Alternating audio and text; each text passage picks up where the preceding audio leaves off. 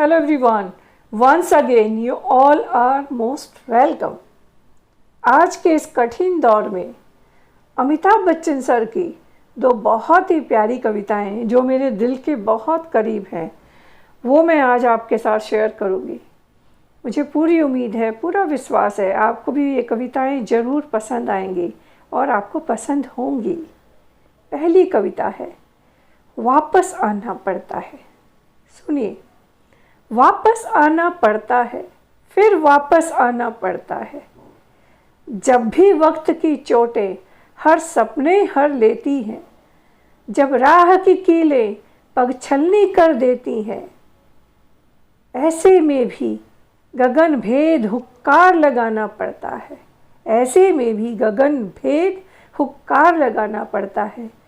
भाग्य को भी अपनी मुट्ठी अधिकार से लाना पड़ता है। वापस आना पड़ता है, वापस आना पड़ता है। कहाँ बंधी जंजीरों में हम जैसे लोगों की हस्ती, ध्वंस हुआ विध्वंस हुआ, भंवरों में कहाँ फंसी कश्ती।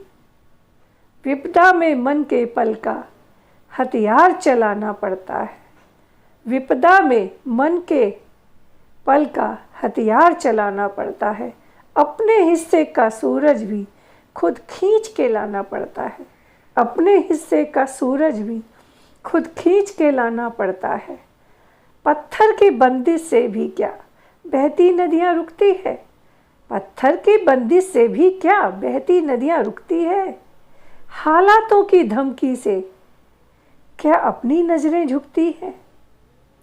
किस्मत से हर पन्ने पर किस्मत लिखवाना पड़ता है। किस्मत से हर पन्ने पर किस्मत लिखवाना पड़ता है। जिसमें मसाल सा जज्बा हो वो दीप जलाना पड़ता है। जिसमें मसाल सा जज्बा हो वो दीप जलाना पड़ता है। वापस आना पड़ता है, वापस आना पड़ता है। फ्रेंड्स, बहुत दिल को छूने वाली और हिम्मत देने वाली पोएम है। विशेषकर अभी इस दौर में जो लोग चारों ओर से विपदाओं से घिरे हुए, कहीं कुछ मंजिल नज़र नहीं आती। कई बार खुद को लगता है कि जैसे किसी अंधेरी पाइपलाइन में हम फंस गए हैं, जहाँ कुछ नहीं है, ना कोई रोशनी है, ना लाइट है, ना हम किसी से अपनी बात शेयर कर सकते। ऐसे में जब दिल घबराए तो ये इस तरह की कविताएं बहुत इंस्पायर करती है कि वापस आना पड़ता है, खुद से लड़ना पड़ता है, परिस्थितियों से, किस्मत से। क्यों हुआ, कैसे ठीक होगा, क्या कमी है, किसने क्या किया, ये सब सोचते रहेंगे तो ज़िंदगी यूं ही गुजर जाएगी। हिम्मत करके जो भी है उससे लड़के आगे बढ़ना पड़ता है। यूं ही कीट मकोड़ों की तरह चलते रेंगते चलते जीने से बेहतर है कि कम से कम एक बार प्रयास तो करें। हिम्मत से सर उठा के जीने का और परिस्थितियों से लड़ें। किस्मत की लकीरें जो भी हैं उनसे कम से कम प्रयास करें। ये तो मन में शांति रहेगी कि हमने प्रयास किया। वापस आना पड़ता है, संघर्ष करना पड़ता है, जीना पड़ता है। इन्हीं की एक दूसरी कविता और है जो भी आज के दौर में हमें बहुत कुछ सिखाती है और अक्सर हम ये गलती करते हैं। और ये कविता भी मुझे बेहद पसंद है, आपको भी अच्छी लगेगी। कविता का शीर्षक है, गिरना भी अच्छा है। वैसे गिरना अच्छा नहीं होता, मगर यहाँ अमिताभ सर इसके माध्यम से कुछ कहना चाहते। गिरना भी अच्छा है, औकात का पता चलता है। बढ़ते हैं जब हाथ उठाने को अपनों का पता चलता है। बढ़ते हैं जब हाथ उठाने को अपनों का पता चलता है। जिन्हें गुस्सा आता है वो लोग सच्चे होते हैं। मैंने झूठों को अक्सर मुस्कुराते हुए देखा है। मैंने झूठों को अक्सर मुस्कुराते हुए देखा है। सीख रहा हूँ अब मैं भी इंसानों को पढ़ने का हुनर। सीख रहा हूँ अब मैं भी इंसानों को पढ़ने का हुनर। सुना है चेहरे पे किताबों से ज़्यादा लिखा है। सुना है चेहरे पे किताबों से ज़्यादा लिखा होता है। फ्रेंड्स, बहुत ही अच्छी कविता है, मगर जैसा कहते हैं अभी हर तरह की परिस्थितियां बदल रही है, हालात बदल रहे हैं, लोग बदल रहे हैं। आजकल तो गुस्सा क्यों नहीं आता है वो भी नहीं पता, ज़रूरी नहीं सच्चे लोगों के ये आए। कई बार अपने आप को सही साबित करने के लिए, सामने वाले को नीचा दिखाने के लिए, डराने के लिए भी लोग गुस्सा करते हैं, अपना फ्रस्ट्रेशन उतारने के लिए। तो अब क्या ये नहीं कह सकते कि सच्चे लोगों को ही गुस्सा आता है, मगर हाँ बहुत हद तक ये तय है कि गुस्सा आता है। और क्या करता है व्यक्ति, और कई बार झूठे लोग कुछ समझ में नहीं आता है, मुस्कुरा देते हैं। उनकी मुस्कुराहट के पीछे की सच्चाई अक्सर हम नहीं समझ सकते। ठीक इसके विपरीत कई बार लोगों के दर्द तकलीफ़ों के होते हुए भी वो लोग, उनके चेहरे पे एक मुस्कुराहट होती है, उसे समझ पाना भी हमारे बस का नहीं। और इस दौर ने तो बहुत कुछ हमें सिखाया है कि गिरो। पहले तो कम से कम कोई गिरता था, कोई रोता था, किसी के कोई कष्ट होता था, किसी ने कुछ खो दिया तो हम इकट्ठे होते थे उसके दर्द बांटने के लिए, उसके पास होते थे उसके अपने। अभी तो परिस्थितियों ने विवश कर दिया, देखा है लोगों को अकेले ही तड़पना, अकेले ही अपनी परिस्थितियों का मुकाबला करना। और यही कारण है कि फ्रस्ट्रेशन, टेंशन बढ़ गया है लोगों को। और कई बार तो हम मदद करना चाहें भी तो बंदा, हम खुद को ही नहीं समझा पाते, तो दूसरा हमारी मदद कैसे करे। हम कहना ही नहीं चाहते और अपने आप को ये स्वीकार ही नहीं करना चाहते कि हम परेशान हैं, कि हमारे कोई समस्या है, तो दूसरा हमारी मदद करेगा कैसे।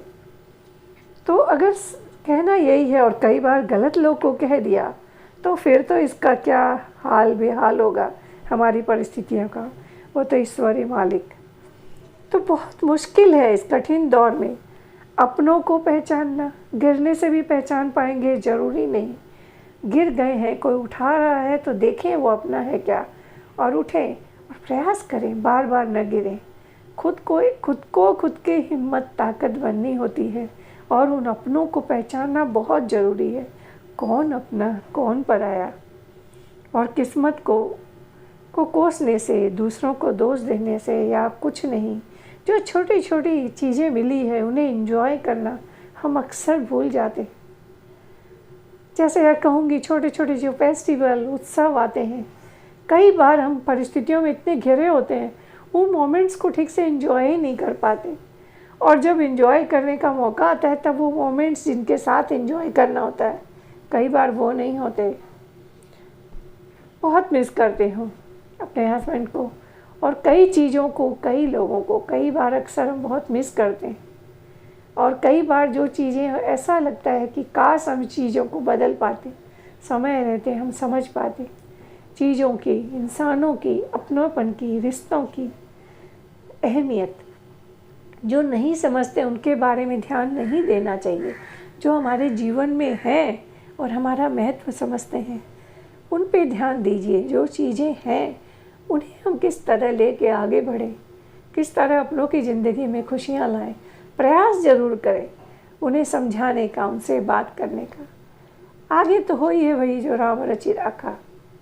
फ्रेंड्स, अक्सर क्यों हो गया, क्या हो गया, इसको लेकर ही हम, और हमारे किसने हमारे लिए क्या नहीं किया, किस्मत ने हमें क्या नहीं दिया, हमारे अपनों ने हमें क्या नहीं दिया, इन चीज़ों में ही हम उलझ के रह जाते। क्यों क्यों क्यों क्या, और कोसते, दोष देते, मगर भूल जाते हैं क्या क्या दिया।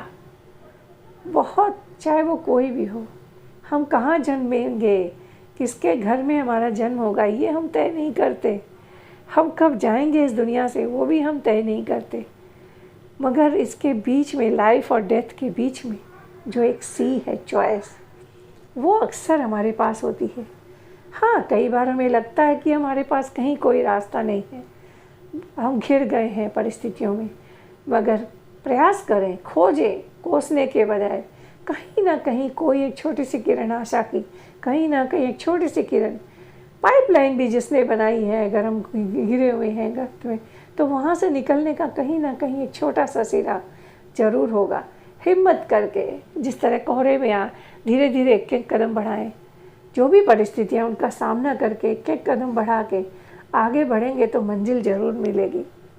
और मजाक तो कभी भी किसी की किस्मत का, कभी भी नहीं किसी की परिस्थिति का उड़ाना चाहिए। और अगर अनजाने में हमें कभी महसूस हो कोई हमारा मजाक उड़ा रहा है, तो ज़रूरी नहीं वो मजाक उड़ा रहा है, हो सकता है उसे हमारी हकीकत पता ही नहीं। दोष न दें, दोषारोपण कोसना नहीं, चीज़ों को अपनाएं जो है उसके साथ आगे बढ़ने का, जो चीज़ें हैं उन्हें एंजॉय करने का, जीवन में आगे बढ़ने का प्रयास करें। और जो नहीं है उन्हें हम ला नहीं सकते, मगर उन्हें अपनी यादों में उनके जीवन से कुछ सीख सकें तो उसे सीखें। और अगर हमें लगता है हमसे कुछ गलतियाँ हुई तो हम उनसे मन में सॉरी कह सकते हैं। और जो हैं उनके साथ कम से कम वो गलतियाँ हम न दोहराएं, प्यार से सुखमय जीवन जिए। ईश्वर से यही प्रार्थना करेंगे, ये दौर भी निकल ही जाएगा और सबके जीवन में खुशहाली हो, खुशियाँ हों। जब 30 त्यौहार आते हैं तो बहुत मिस करती हूँ, प्रार्थना करती हूँ सबके जीवन में खुशियाँ आए, अच्छे लोगों को ईश्वर इतनी परीक्षा न ले, उनके जीवन में खुशियाँ दे, सुख दे। Thanks for watching this time, thanks for listening. God bless us all.